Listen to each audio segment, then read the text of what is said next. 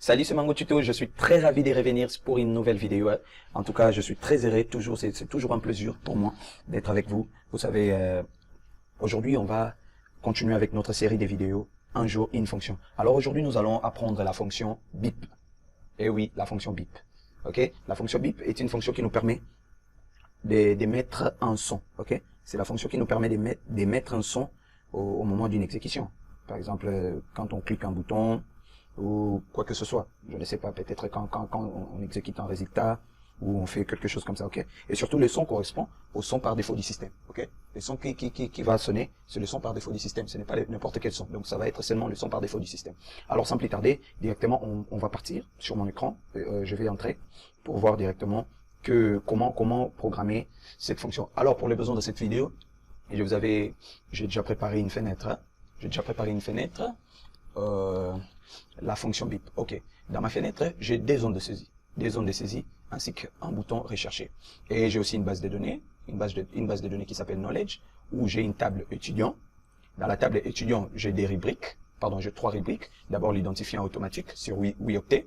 J'ai la rubrique nom, qui est une clé doublon, parce que c'est avec ça que nous allons faire la recherche. Et la rubrique prénom. Ok. J'ai aussi déjà des enregistrements. Hein. J'ai déjà des enregistrements dans ma table. Je peux ajouter le prénom Bibiche. Ok. Ok, c'est bon. On peut directement entamer. Ok. Maintenant, je vais dire, bon, je vais coder. Je commence ici. Ok. On va faire une recherche. On va effectuer une recherche. Et on va dire si je trouve l'enregistrement.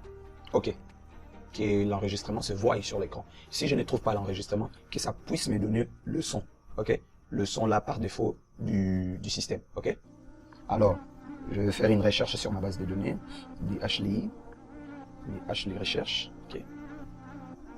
HLI recherche, oui, dans ma table étudiant, chercher la rubrique nom, sur la valeur, c'est la zone de saisissement, ok. Je vais faire une recherche avec la zone de saisissement, et je dis si, je donne une condition, si H trouve, ok. Si H trouve étudiant, alors s'il trouve l'étudiant, ok, on va dire fichier vers écran. Fichier vers écran. Qu'il me montre, qu'il m'affiche cet étudiant-là. Alors, au cas contraire, sinon, il va m'afficher en faux une information, ok, il va me donner un message. Il va dire, l'étudiant recherché. Il va me dire l'étudiant recherché n'existe pas.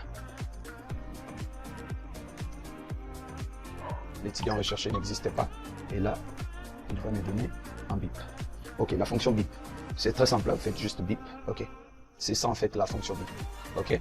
Donc, j'effectue une recherche sur ma base de données, dans ma table, j'effectue une recherche sur ma table étudiant, dans la rubrique nom, qui est une rubrique doublon, avec la valeur que je crée sur ma zone de saisissement.